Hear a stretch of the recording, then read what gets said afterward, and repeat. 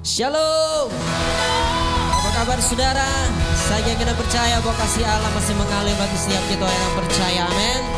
Biarlah dengan penuh sukacita bersama-sama kita akan muji menyembah Tuhan. Yeay.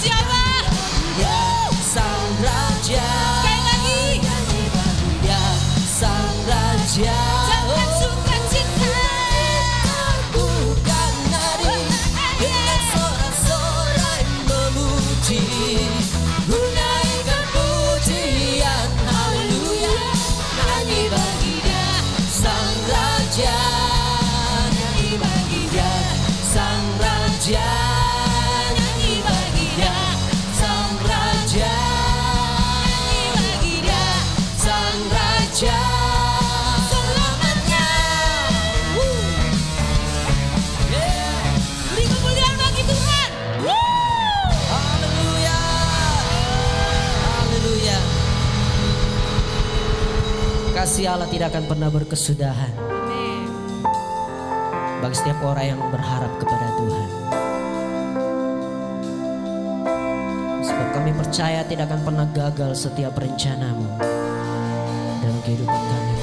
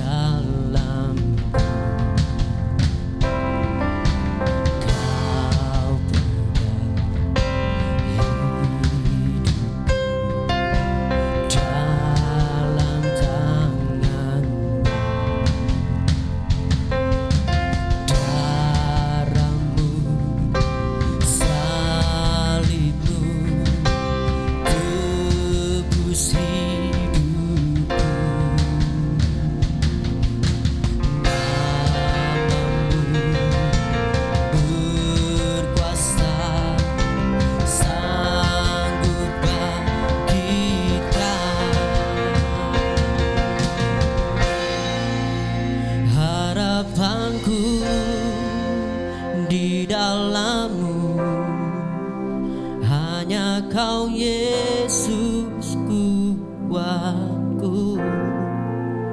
Ku percaya ku aman dalam-Mu.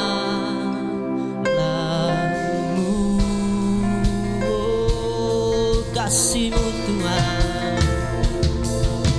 kasih-Mu, karya-Mu nyata dalamku.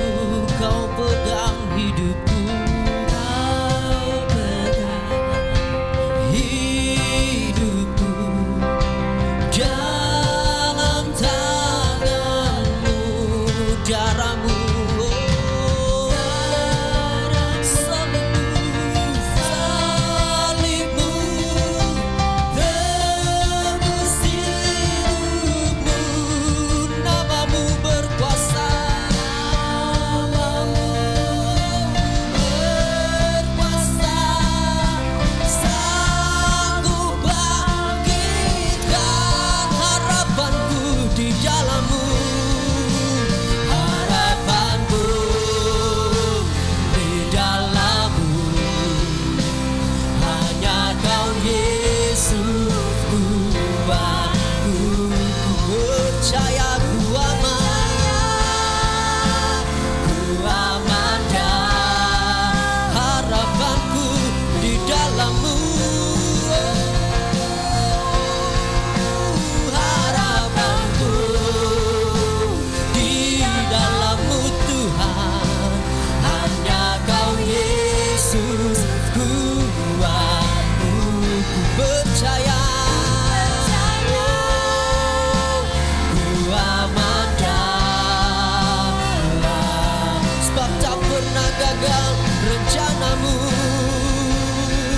Tak pernah gagal rencana-Mu. Terani jalanku, kuasa-Mu sempurna. Dan harapanku takkan hilang, sebab masa depanku Kau tak pernah gagal rencana-Mu. Harapanku takkan hilang, kuasa-Mu sempurna. Harapanku takkan hilang, sebab masa depanku dalam, sama-sama katakan, harapanku di dalam-Mu, hanya Kau Yesus. Hanya Kau Yesus kuat. Ku percaya Tuhan, ku percaya kami aman, kami aman di dalam-Mu.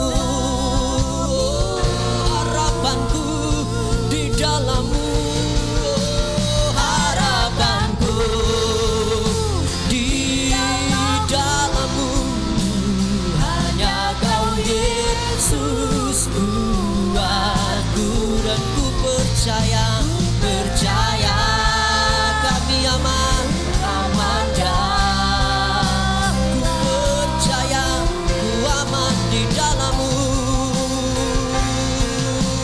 Ku percaya ku aman dalam-Mu. Ku percaya Tuhan, ku percaya ku aman dalam-Mu.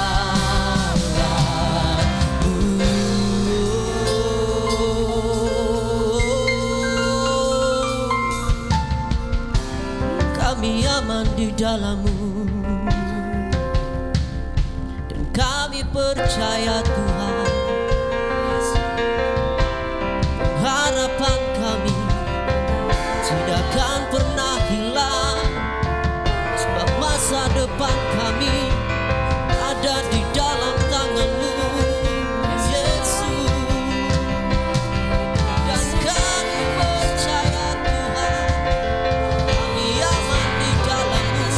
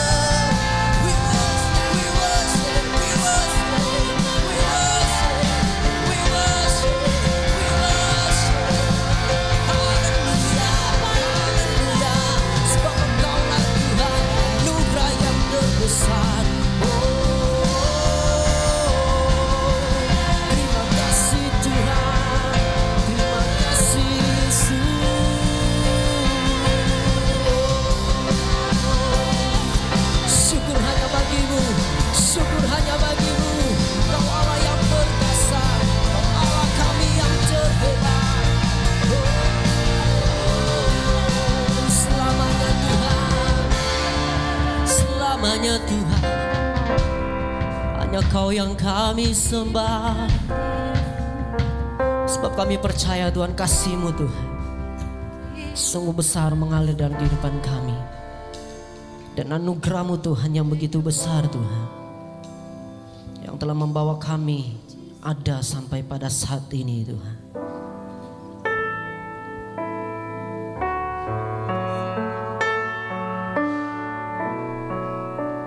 Terima kasih Tuhan, terima kasih.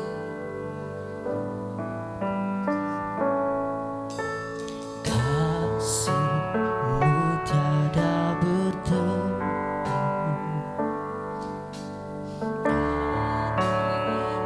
tak terselangi. Betapa baiknya Engkau, ku bersyukur padamu. Dan biarlah perkenanan-Mu Tuhan, perkenanan-Mu ya Tuhan, nyata dalam hidup, nyata di dalam hidup. Hanya Kau yang termulia, sungguh Kau yang termulia. Jiwaku pun menyenang, kami naikkan. Ku angkat hatiku, tinggikan nama-Mu. Hanya Yesus Kau anugerah terbesar. Naikkan syukurku untuk kemurahan-Mu. Sebab hanya Kau Yesus, hanya Yesus Kau anugerah terbesar. Oh, perkenanan-Mu Tuhan, perkenanan-Mu ya Tuhan, nyata dalam hidupku, nyata di dalam hidup. Sungguh Kau yang termulia, sungguh Kau yang termulia. Amin.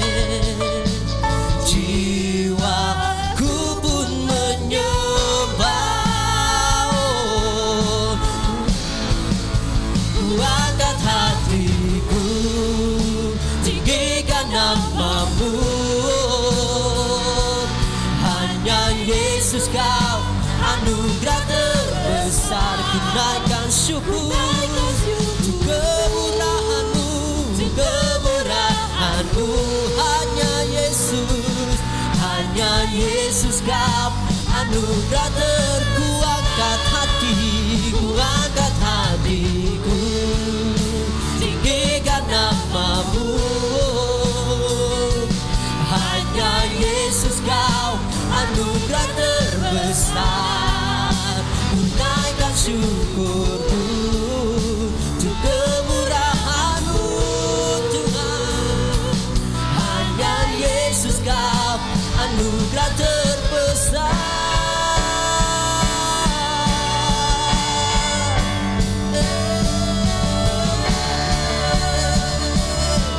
Hanya Kau Yesus anugerah yang terbesar. Dari hati kami naikkan syukur. Terima kasih buat kasih setia-Mu.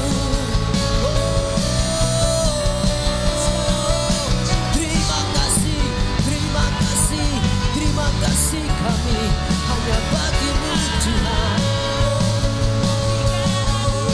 Terima kasih Tuhan, hanya Kau anugerah kami yang terbesar. Hanya Kau Yesus anugerah yang terbesar.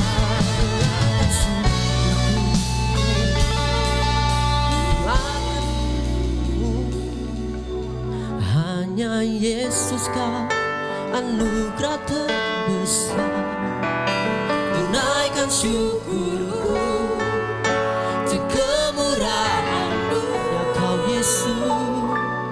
Hanya Yesus Kau anugerah terbesar. Ku angkat hati, ku angkat mengangkat hatiku. Ingatlah Hanya kau Yesus, hanya Yesus kau anugerah dari hati kami Tuhan. Kami nyatakan untuk kemurahan-Mu. Hanya Yesus kau anugerah terbesar.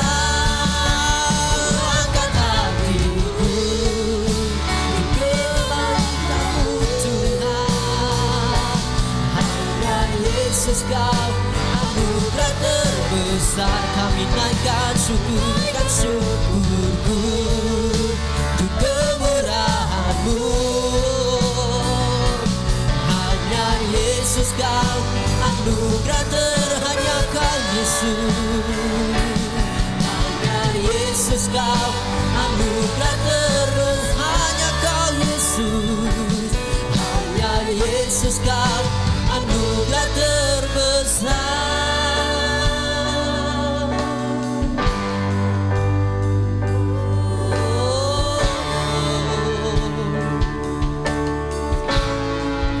Thank you for you, Lord.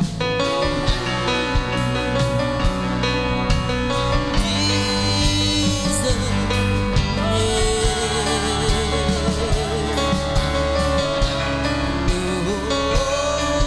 His favor will find you in 1,000 generations, and your family, and your children, and their children, and their children. May His favor will find you in 1,000 generations, and your family, and your children, and their children, and their children. May His favor will find you in 1,000 generations, and your family, and your children, and their children.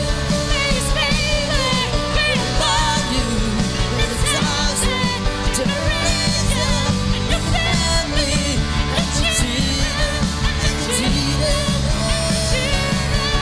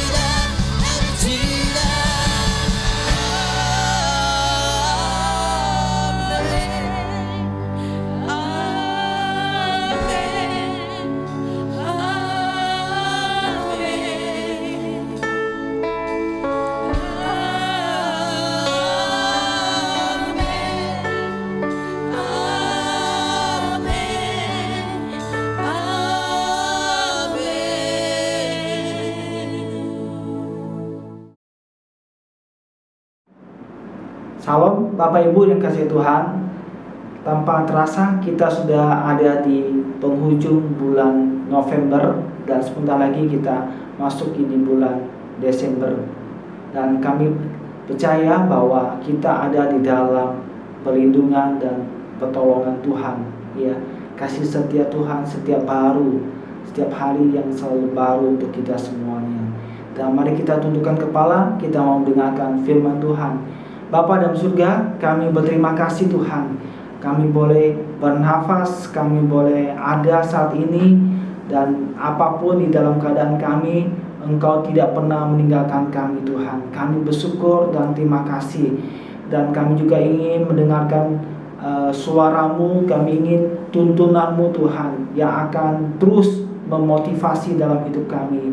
Berbicaralah kepada kami, urapi hamba-Mu yang berbicara maupun kami yang mendengarkannya. Dalam nama Tuhan Yesus, amin. Mungkin kita pernah mendengar kata-kata seperti ini. Aneh ya, kenapa orang jahat sepertinya hidupnya lebih enak, ya, lebih sukses dibanding dengan orang yang baik. Ya. Kalau begitu, untuk mencapai sukses ataupun kaya, sepertinya nggak apa-apa sedikit-sedikit agak menyerempet gitu ya, agak berbuat jahat, nggak apa-apa. Kenapa orang punya pendapat atau punya ngomongan seperti itu? Ya, karena seringkali kita ketemukan atau fakta yang berbicara, orang benar banyak yang hidupnya susah, tetapi kebalikannya, orang yang sudah ketahuan jahat, ya, yang sudah ketahuan jahat, tetapi hidupnya lebih senang. Ya. Di satu sisi ada orang yang sudah mengikut Tuhan dengan setia dan hidup mengikuti perintahnya, tekun melakukan apa yang diajarkan oleh Tuhan, tetapi harus mengalami penderitaan ataupun pergumulan yang berat.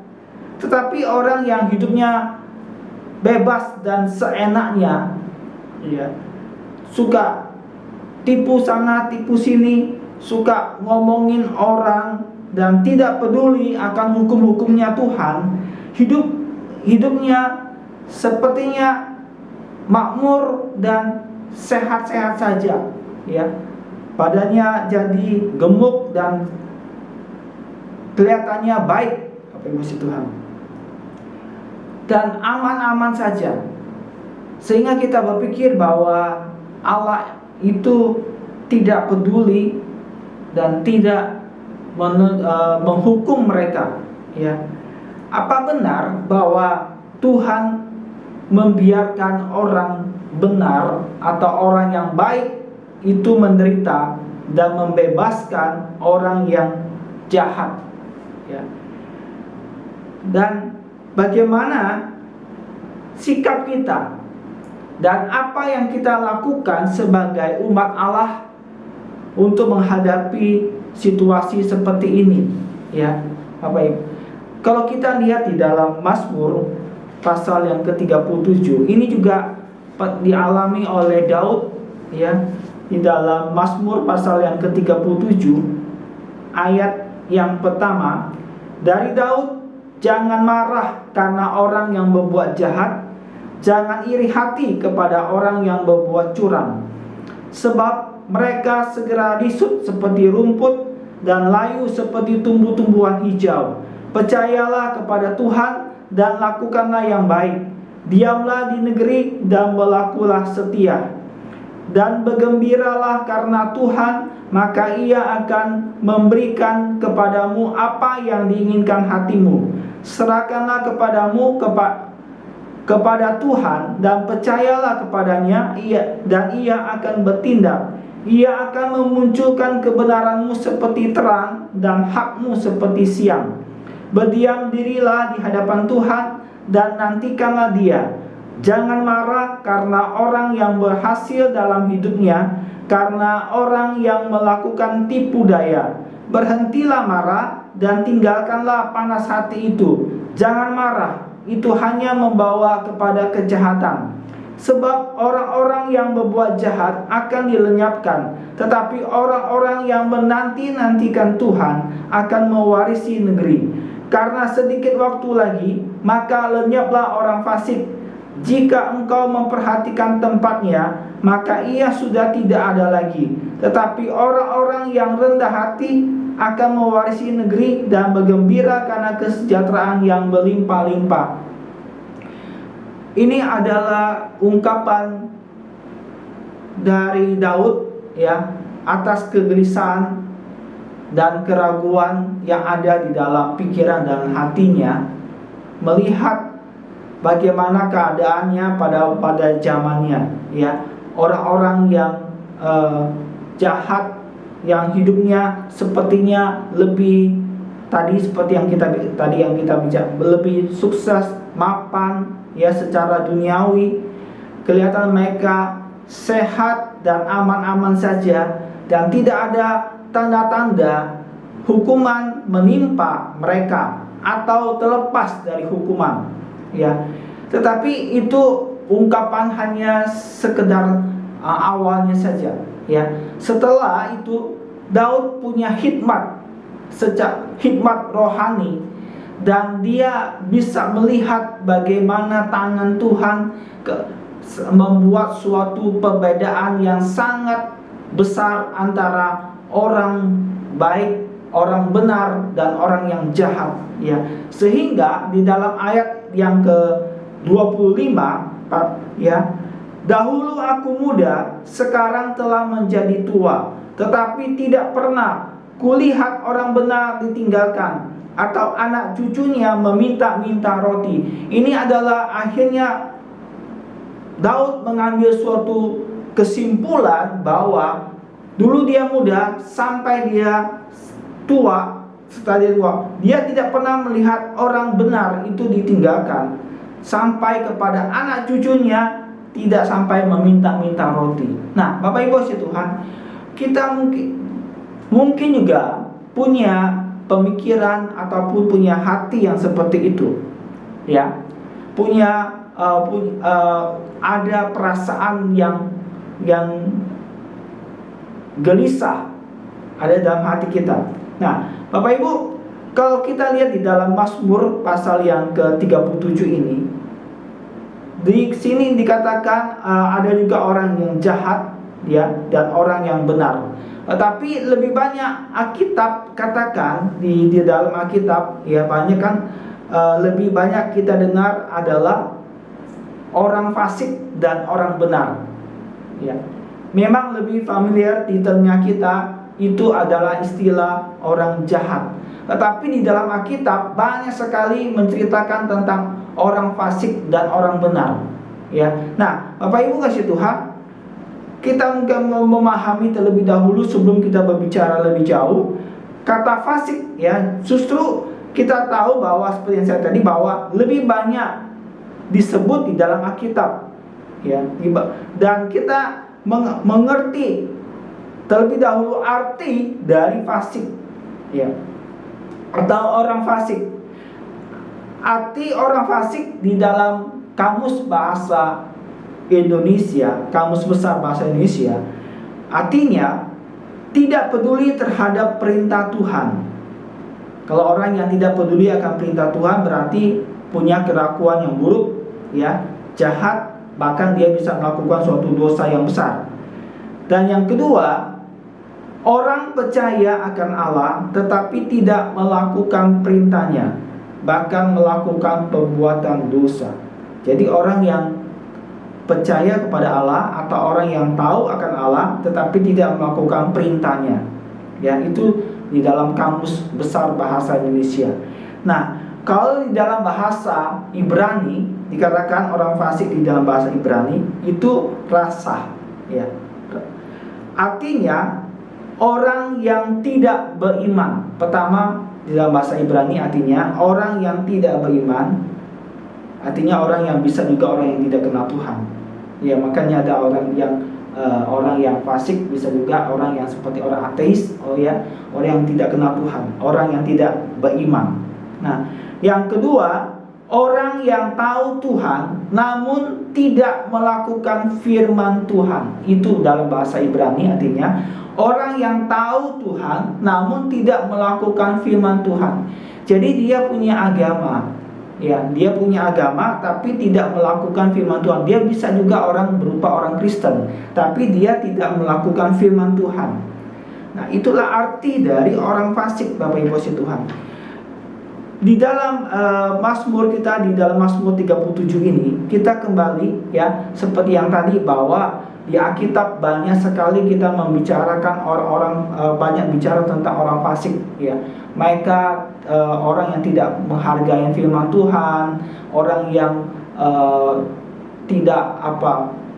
seolah tidak ada Tuhan, dan banyak. Nah, kalau kita kembali di dalam Mazmur pasal ke-37 ini, ada ciri-ciri orang fasik yang berlaku itu kepada orang fasik.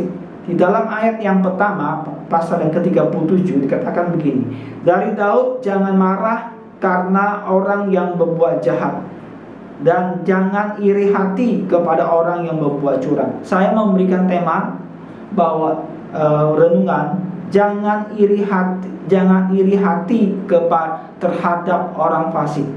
Jangan iri hati dan marah terhadap orang fasik. Inilah tema dari renungan kita. Yang pertama, ciri-ciri orang fasik yang ada di dalam Mazmur pasal ke-37 ini, kita kembali dalam Mazmur ke-37.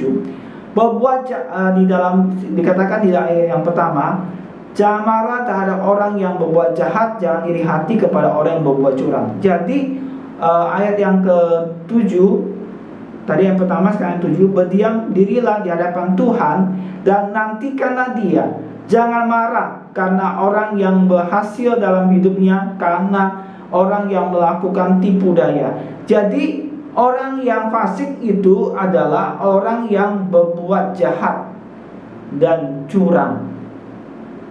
Dia berbuat jahat dan curang. Ayat yang ke-7, tipu daya. Jangan marah kepada orang yang berhasil dalam hidupnya, tapi melakukan tipu daya.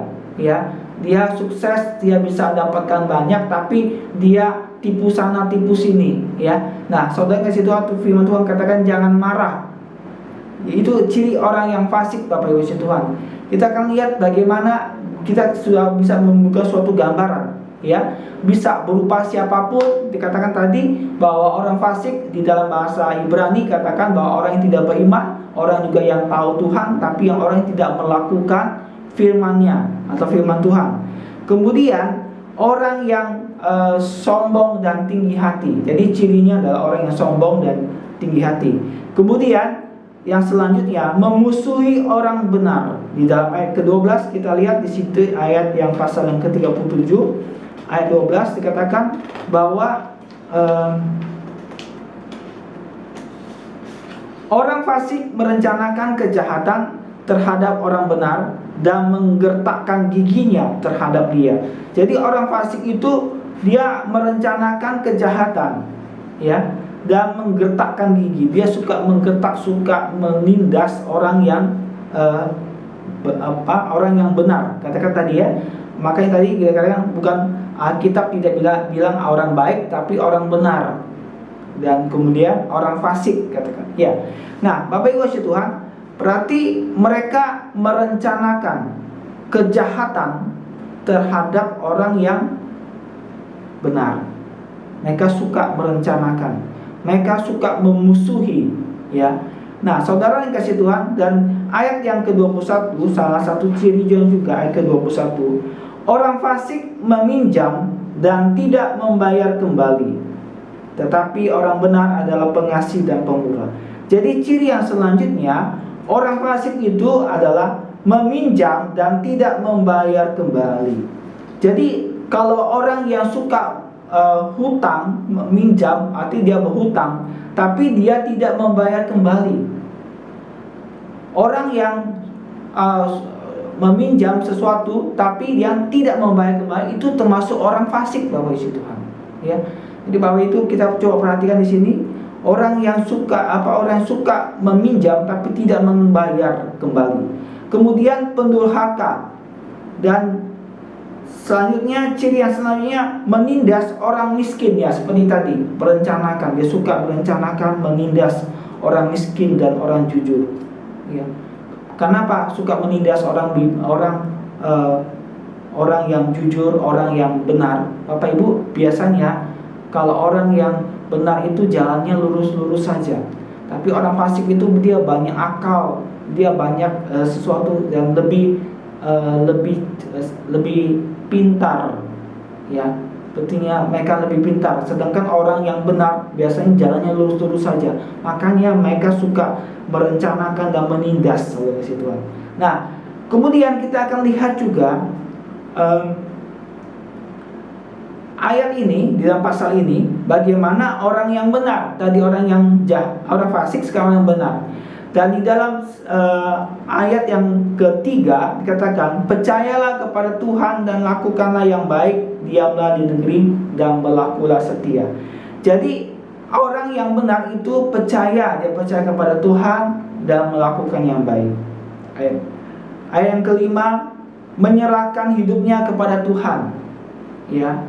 Kemudian ayat yang ketujuh dikatakan, saya nggak baca lagi, Bapak Ibu bisa membaca sendiri. Di ayat ketujuh saya mengambilkan bahwa berdiam diri di hadapan Tuhan dan menantikan Tuhan. Jadi orang yang suka berdiam diri di hadapan Tuhan, artinya suka minta pertolongan Tuhan, minta campur tangan Tuhan, dan suka menantikan Dia, ya. Ayat yang ke-8, ayat ke-11 dan 21, di situ muncul juga orang benar. Bagaimana orang benar? Orang benar itu ada orang yang sabar, orang yang rendah hati, dia pengasih dan pemurah. Dan ayat yang ke-23 dikatakan melakukan hidup yang berkenan di hadapan Allah. Jadi orang benar itu dia hidupnya melakukan hidup berkenan kepada Allah. Jadi hidupnya selalu ingin berkenan dan mempermuliakan nama Tuhan, ya. Mulutnya mengeluarkan hikmat, bukan gosip, ya. Orang benar di dalam ayat yang ke-30. Karena kalau kita baca di dalam pasal yang ke-37 ini panjang, ya. Dan ayat yang ke-30 dikatakan orang benar itu mengeluarkan hikmat, mulutnya mengeluarkan hikmat, bukanlah gosip, bukan cibiran, bukan cercaan, apalagi kutukan, bukan. Juga bukan dusta atau bohong dan segala perkataan omong kosong belaka dia tidak ucapkan, ya. Orang yang tulus dan jujur, itulah gambaran dari orang yang benar, Bapak Ibu Tuhan. Tadi kita lihat di dalam pasal ke-37 ini, orang fasik dan orang benar itu punya perbedaan sangat berbeda sekali, ya. Orang fasik itu menganggap sia-sia beribadah kepada Tuhan. Perbedaannya adalah orang fasik itu menganggap sia-sia beribadah kepada Tuhan, atau tidak ada manfaat, ya. Mungkin lebih baik waktu yang dia ada bisa digunakan ke memuaskan keinginannya, ya.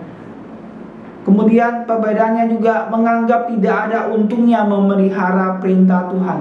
Jadi dia menganggap tidak ada untung kalau dia memelihara perintah Tuhan atau hidup tekun melakukan apa perintah Tuhan. Dia menganggap itu tidak ada untungnya atau tidak ada faedahnya. Menganggap orang fasik ini bedanya dengan orang benar, tidak ada untungnya berjalan dalam kerendahan hati. Jadi dia ada untung kalau dia berjalan di dalam kerendahan hati. Dia tidak menganggap dirinya lebih dibandingkan orang lain, ya. Nah, saudara kasih Tuhan, sedangkan orang benar itu takut akan Tuhan dan menghormati Tuhan dimanapun dia berada. Walaupun tidak dilihat orang, walaupun dimanapun, dia tetap takut akan Tuhan dan menghormati nama Tuhan. Dan dia menganggap semua yang dia lakukan, dia bertanggungjawabkan untuk Tuhan, ya, untuk kemuliaan Tuhan. Nah, tetapi di samping walaupun perbedaan yang sangat sangat jauh, tetapi juga ada sama orang fasik dan orang benar. Ya. Artinya apa? Mereka sama-sama mengenal Allah atau juga mengenal agama. Atau mereka sama-sama tahu Tuhan, ya, dan mereka mengenal agama. Apa yang maksud Tuhan? Sekali lagi, kalau orang yang walaupun namanya umat Allah, Kristen, tapi tidak lahir baru, ya, orang yang bisa juga ke gereja,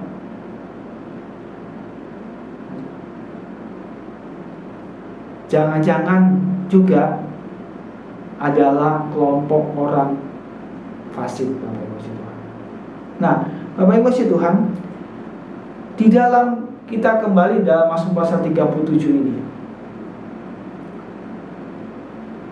apa yang ada di dalam hati dan dari Daud, ya, atas gundah gulana di dalam hatinya, kegelisahannya, dan akhirnya dia bisa ngambil kesimpulan tadi, ya, seperti saya katakan tadi, sehingga dia katakan, dia memperingati, ya, kepada kita semua.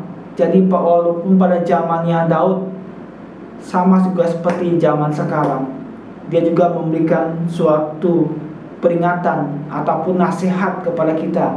Mungkin selama ini apa yang kita melihat apa di sekitar kita, di sekitar dimana kita berada, ya, karena dimanapun kita berada banyak juga orang-orang yang fasik kalau kasih Tuhan.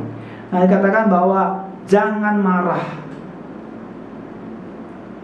ya, atau dikatakan tadi yang seperti saya tadi, seperti tema kita, jangan marah ataupun iri terhadap orang fasik, seperti di dalam ayat yang ketiga tadi, ayat yang pertama tadi, ya, di dalam pasal yang ke-37 ayat pertama. Saudara kasih Tuhan, sampai ada 3 kali di dalam Mazmur 37 ini dikatakan jangan marah sampai 3 kali, yaitu di dalam ayat yang pertama, ya, jangan marah karena orang yang berbuat jahat, jangan iri hati kepada orang yang berbuat curang.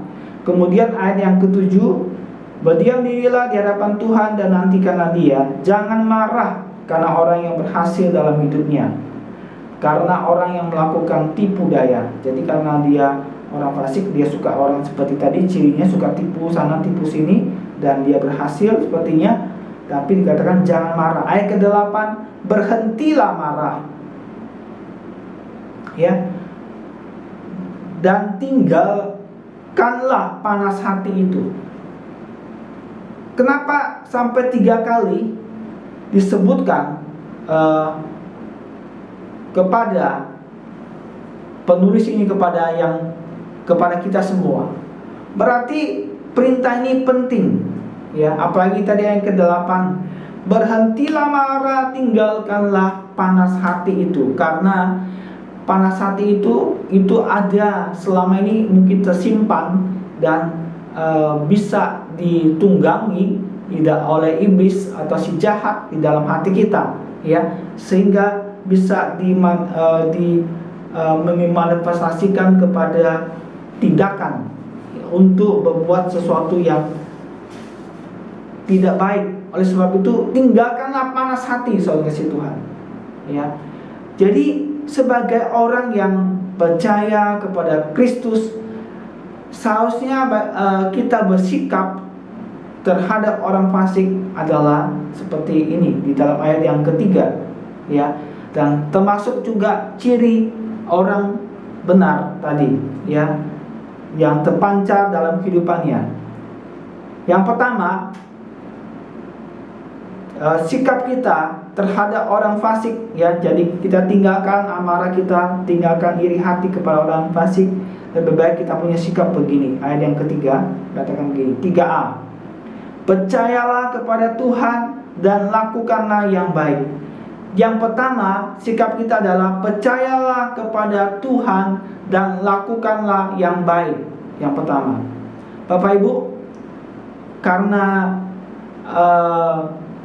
di lingkungan di mana-mana kita berada, ya, dimanapun kita berada, kita melihat karena semua orang telah berdosa, ya, dan mereka hidup di dalam keberdosaan, dan kehidupan mereka sepertinya baik-baik saja, ya, yang seperti yang tadi di awal yang kita bicarakan, ya, bahwa hidupnya lebih mapan, lebih makmur, ya, gemuk, dan sepertinya tidak ada musibah, dan sehat dan aman, saudara kasih Tuhan. Sehingga kita tergoda, ya, kita tergoda untuk mengikuti apa yang orang-orang fasik lakukan, saudara kasih Tuhan. Jadi maka oleh sebab itu penulis ini katakan, percayalah kepada Tuhan, lakukanlah yang baik.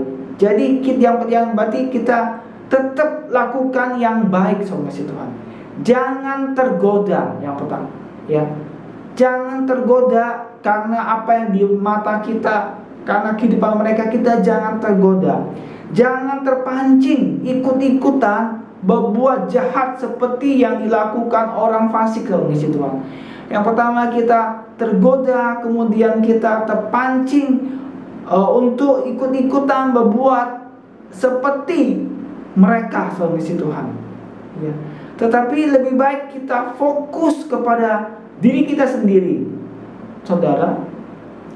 Fokus kepada diri kita sendiri, apa yang sedang kita kerjakan, apa yang kita percayai kepada Tuhan. Katakan, percayalah kepada Tuhan. Jadi fokus apa yang kita lakukan dan fokus percaya kepada Tuhan, ya, sehingga kita tetap memegang, ya, prinsip-prinsip firman Tuhan ataupun nilai-nilai dari firman Tuhan yang telah kita dengar, yang telah kita hidupi, saudara kasih Tuhan. Jangan sampai terputus di tengah jalan, saudara kasih Tuhan. Jangan kita mulai sepertinya begitu menawan sehingga ada magnet yang kita coba, kita katakan, percuma saya selama ini hidup sungguh-sungguh kepada Tuhan, saya tekun kepada Tuhan, kok tidak ada perubahan di dalam kehidupan saya. Dan saudara sepertinya ingin mengubah kondisi kehidupan kita, mengubah nasib hidup kita, ya. Kita mau coba, mungkin kita akan lihat bagaimana masa depan orang-orang fasik itu lebih cerah, saudara kasih Tuhan. Kita mulai tergoda untuk tinggalkan apa yang kita hidupi, ya. Mungkin Bapak kasih Tuhan, kita juga mau seperti apa yang mereka lakukan, saudara kasih Tuhan. Bapak Ibu, kita berpikir juga mungkin saya sendirian di tengah kantor, ya, ataupun di tengah-tengah lingkungan saya. Mereka begitu menggoda untuk hidup seperti mereka, saudara kasih Tuhan. Coba, untuk apa saya hidup di dalam kejujuran, melakukan sesuatu yang jujur di hadapan Tuhan? Hari ini jangan ikut arus dunia, ya. Walaupun kelihatannya enak dan mereka menghalalkan semua untuk mencapai tujuan mereka, tetaplah pegang. Jangan pegang, ya, falsafah dunia ini. Jangan pegang budaya-budaya dunia ini, saudara kasih Tuhan. Peganglah apa yang kita percayain sama kasih Tuhan. Fokus kepada diri kita. Saudara, lebih baik kita sekali lagi fokus kepada diri kita. Ya, fokus yang kita percayai. Bapak Ibu, saya ingat waktu di perlombaan, ya, waktu itu ada acara, ada event di gereja. Kemudian anak saya juga waktu masih usia sekitar mungkin 5 tahun, ya, atau 6 tahun, Bapak Ibu Tuhan. Dan dia ikut dalam perlombaan. Waktu dia ikut perlombaan kupas apa, kayak kupas telur atau apa kayak gitu. Nah saudara, mereka buat lingkaran, dan pada saat dia fokus kepada apa yang dia kerjakan, yaitu mengupas telur, cepat sekali dia bisa mengupas telur Tuhan, bisa. Tetapi kemudian karena dia pengen mau lihat temannya, dia mulai lihat, dan dia lihat akhirnya dia tidak, tangannya dia tidak kerjakan lagi apa yang ada di depannya, ya, sehingga mulai lambat dan tidak bergerak lagi saudara Tuhan. Dan tidak selesai, dan dia kalah di dalam pertandingan tersebut. Bapak Ibu, dalam hidup ini, kalau kita lihat, kalau kita coba lihat kepada orang-orang di sekitar kita, mungkin orang hidupnya nyaman karena mereka hidup seenaknya seperti yang tadi. Jangan fokus kepada mereka, fokuslah kepada apa yang kita percayai kepada Tuhan. Apa yang kita tabur, suatu saat kita akan tuai. Hidup di dalam kesetiaan kepada Tuhan, kita akan tuai suatu saat. Fokus lebih baik mengembangkan sendiri, saudara. Dan di dalam ya, percayakan bahwa Tuhan kita adalah hakim yang adil, dan Dia tidak lalai, saudara Tuhan. Dan apa yang kita tabur pasti kita akan tuai, walaupun tidak saat itu, tapi tiba saatnya kita akan melihat. Filipi 4 ayat 8. Jadi akhirnya saudara-saudara, semua yang benar, semua yang mulia, semua yang adil, semua yang suci, semua yang manis, semua yang sedap didengar, semua yang disebut kebajikan dan patut dipuji, pikirkanlah semuanya itu. Lebih baik tadi kita lakukan yang baik, yaitu semua yang mulia, yang adil, semua adil, yang suci, yang manis, yang sedap untuk didengar, dan disebut kebajikan, dan yang patut kita puji. Mari kita lakukan, pikirkan dan lakukan. Yang ini yang menjadi fokus kita. Dan percayakan hidup kita kepada Tuhan, dan kita akan melihat. Saudara, mari kita tundukkan kepala, dan kita akan berdoa bersama-sama, saudara kasih Tuhan. Bapa dalam surga, terima kasih Tuhan, apa yang telah Engkau bicarakan kepada kami. Tuhan Yesus, kami percaya hidup kami kepada Engkau. Kami mau percayai Tuhan masa depan kami, apa yang kami lakukan. Kami percaya bahwa Engkau tidak pernah meninggalkan kami, Tuhan. Dan Tuhan Yesus, kami melihat bahwa Engkau Allah yang setia kepada orang yang benar. Terima kasih Tuhan, terima kasih. Dan Tuhan, biarlah kuatkan hati kami, supaya kami fokus kepada diri kami, dan fokus kepada yang kami lakukan. Kami mau percaya kepada Tuhan dan tetap melakukan yang baik. Terima kasih Tuhan. Dalam nama Tuhan Yesus kami berdoa. Mari kita mengangkat tangan dan kita mengakhiri ibadah pada hari ini. Tuhan memberkati engkau dan melindungi engkau. Tuhan menyinari engkau dengan wajah-Nya dan memberi engkau kasih karunia. Tuhan menghadapkan wajah-Nya kepadamu dan memberi engkau damai sejahtera.